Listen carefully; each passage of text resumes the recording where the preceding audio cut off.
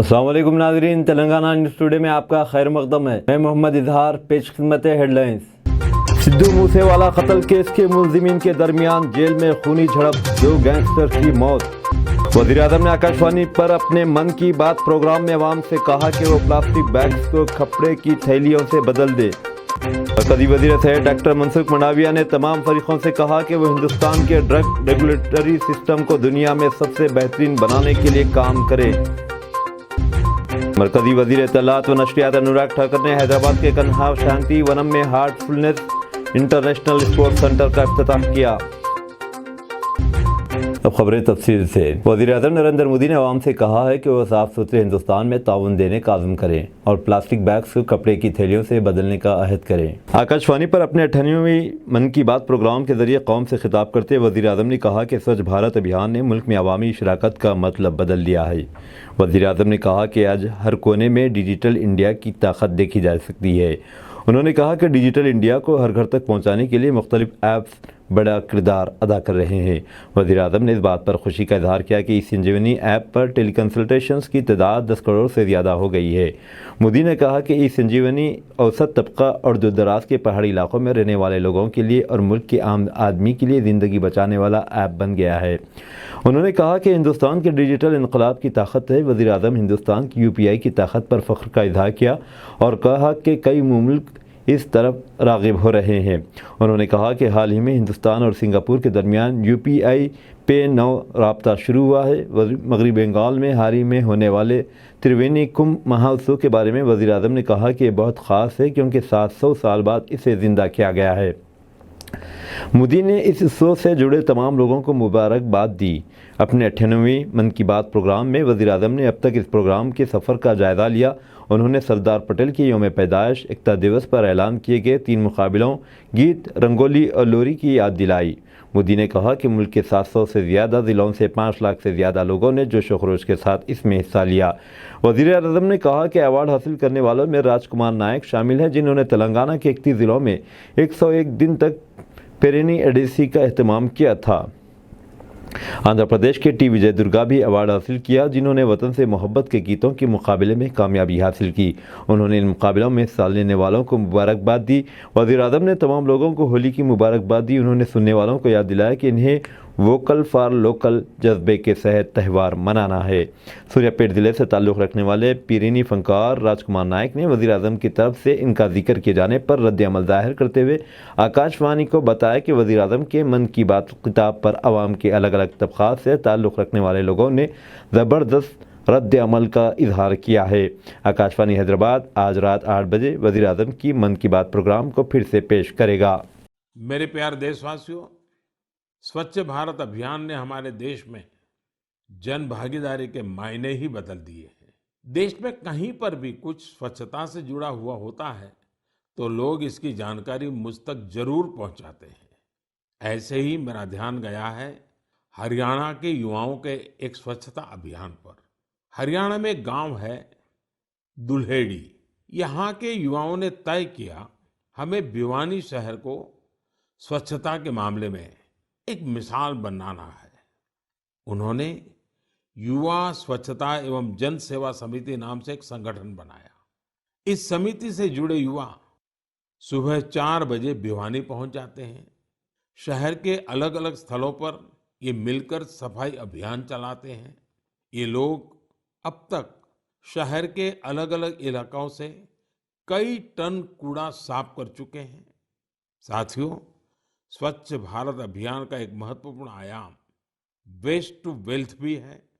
ओडिशा के केंद्रपाड़ा जिले की एक बहन कमला मोहराना एक स्वयं सहायता समूह चलाती है। इस समूह की महिलाएं दूध की थैली और दूसरी प्लास्टिक पैकिंग से टोकरी और मोबाइल स्टैंड जैसी कई चीजें बनाती हैं। ये इनके लिए स्वच्छता के साथ ही आमदनी का भी एक अच्छा जरिया बन रहा है। हम अगर ठान लें तो स्वच्छ भारत में अपना बहुत बड़ा योगदान दे सकते हैं। कम से कम प्लास्टिक बैग की जगह कपड़े के बैग का संकल्प तो हम सबको ही लेना चाहिए। आप देखेंगे आपका ये संकल्प आपको कितना संतोष देगा और दूसरे लोगों को जरूर प्रेरित करेगा। मरकजी वजीर जी किशन रेड्डी ने कहा कि वज़ीर-ए-आज़म नरेंद्र मोदी की मन की बात प्रोग्राम इस साल अप्रैल में 100 एपिसोड्स में दाखिल हो जाएगा। किशन रेड्डी ने हर गली, कोचा और हर बस्ती में रहने वाले लोगों से कहा कि वो मन की बात का 100वां एपिसोड सुने। रेड्डी ने हैदराबाद के गगन महल फिजिकल एजुकेशन ग्राउंड पर मकामी लीडर्स और अवाम के साथ वज़ीर-ए-आज़म की मन की बात का 98वीं एपिसोड देखा और सुना। నెల చివరి ఆదివారము దేశ ప్రజలను ఉద్దేశించి మాట్లాడేటువంటి మన్ కీ బాత్ కార్యక్రమం ఈరోజు 98వ భాగంగా పూర్తయింది. వచ్చే ఏప్రిల్ నెల 100 ఎపిసోడ్స్తో ఈ కార్యక్రమం పూర్తి కానుంది.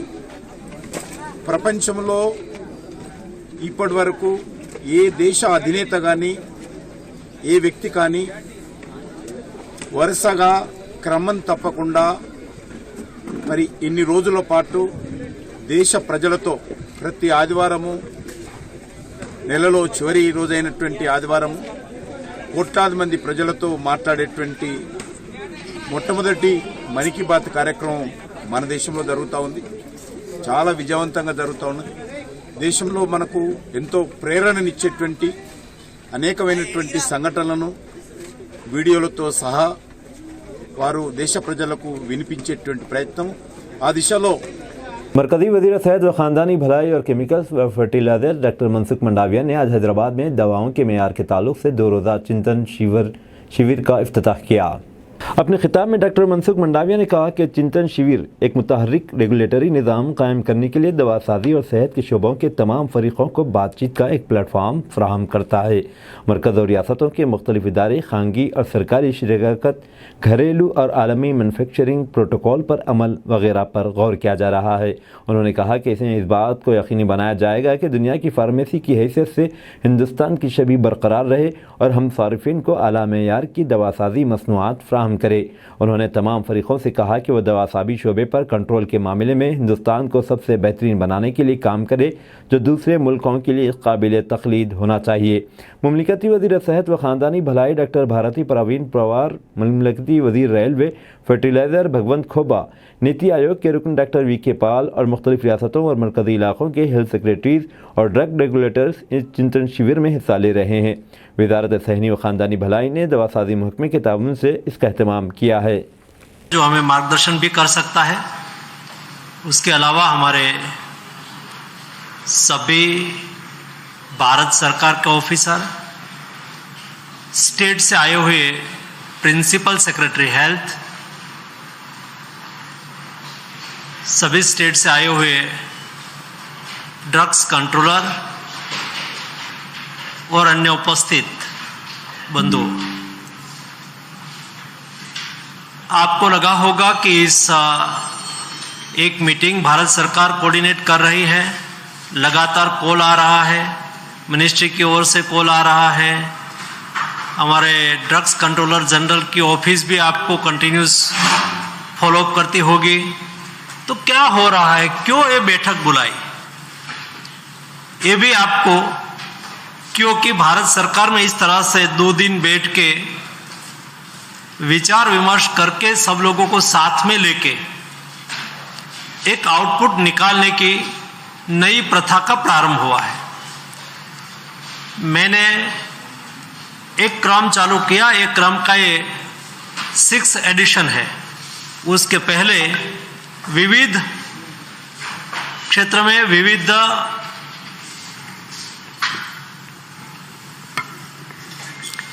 मिनिस्ट्री में पहले हम गोल तय करते हैं कि हमें क्या करना है, कौन सा बिंदु ऐसा है कि उसको हमें एड्रेस करने की आवश्यकता है, उसमें बेस्ट आउटपुट देने की आवश्यकता है। तो जब सरकार तय करती है तब उसका पाथवे तय होना, उसके लिए स्ट्रेटेजी बनाना, उसके लिए कार्य योजना बनना बहुत आवश्यक होता है। क्योंकि केवल एक मंत्री सोचेंगे तो मेरी कुछ सोच होगी, मेरे सचिव की दूसरी सोच होगी, नीचे इंप्लीमेंटेशन करने वाले की तीसरी सोच होगी, तो आउटपुट निकालना मुश्किल होगा। और ऐसी कई घटना मैंने देखी है। मरकजी वज़ीर इत्तलात व नशियात व उमूर नौजवान व स्पोर्ट्स और तेलंगाना के वज़ीर खेल कूद व उमूर नौजवान श्रीनिवास गौड़ आज हैदराबाद के करीब दुनिया के सबसे बड़े मेडिटेशन सेंटर कन्हा शांतिवनम में हार्टफुलनेस इंटरनेशनल स्पोर्ट्स सेंटर का इफ्तिताह किया। ये स्पोर्ट्स सेंटर 54,680 मुरबा फीट पर फैला हुआ है, जिसमें जदीद इंफ्रास्ट्रक्चर बशमूल 14 badminton court, 3 squash court, 30 metre का स्विमिंग पूल और जिम है। मरकजी वजीर अनुराग ठाकर ने कहा कि यह सेंटर खेल कूद की महारत का मरकज़ होगा। इफ्तिताह से पहले ग्रीन कन्हारन का एहतमाम किया गया। You have to see it to believe it. Until the time you don't see it, you can't imagine what has transpired here. And if you really look at the transformation of this place, you have to speak to locals, what it was about 7 to 8 years back and what it is today. That's a great contribution towards environment, towards society, towards nation. And I could see thousands of people joining us at the Kana Run. They are participating in a sports event, in a fitness event, but at the same time, they are supporting the cause of environment. And the way they have come up with this, from plantation to the water bodies, it is a dream come true for any nature lover. When we are looking at net zero by 2070, and we are talking about Mission Life, and to achieve the goal Prime Minister set for the country, I think these initiatives also help. When you have green buildings, when you work in the field of environment, plant millions of trees, it gives life. Hyderabad की तारीखी मक्का मस्जिद में तज़य्युनों के काम रमज़ान से पहले मुकम्मल होने की उम्मीद है। रियासती हुकूमत ने 17वीं सदी की इस मस्जिद की मरम्मत व तज़य्युन के लिए 8 करोड़ 50 लाख का बजट अलाट किया है। ये काम कुछ साल पहले शुरू हुआ और अब तकमील के करीब है। तेलुगुदेशम पार्टी के सदर चंद्रबाबू नायडू ने तेलुगुदेशम को तेलंगाना में फिर से मजबूत करने के लिए एनटीआर भवन हैदराबाद में घर घर मुहिम शुरू की। चंद्रबाबू नायडू ने यह बात दोहराई कि जो लोग ये सवाल करते हैं कि तेलंगाना में तेलुगुदेशम पार्टी कहाँ है, इन्हें खम्मम के जलसे के बाद जवाब मिल गया है। चंद्रबाबू नायडू ने पार्टी कारकुनों से कहा कि वो तेलंगाना के हर घर के दरवाजे पर दस्तक दें और तेलुगुदेशम की इनफरादियत के बारे में बताएं। తెలుగుదేశం రాకముందు తెలంగాణలో జొన్నలు, రాగులు, లేకపోతే సజ్జలు ఇలాంటి తినేవాళ్ళం.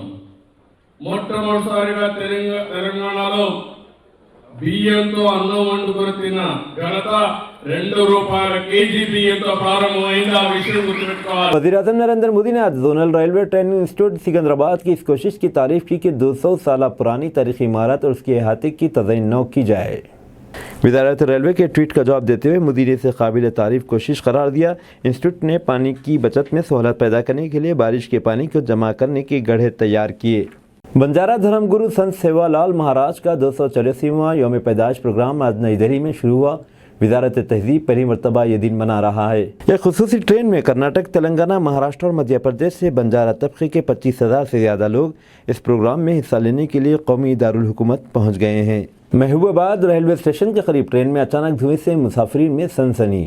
तेलंगाना के महबूबाबाद रेलवे स्टेशन के करीब ट्रेन में अचानक धुएं से मुसाफिरीन में सनसनी फैल गई। ये ट्रेन अहमदाबाद से चेन्नई की सिमत जा रही थी।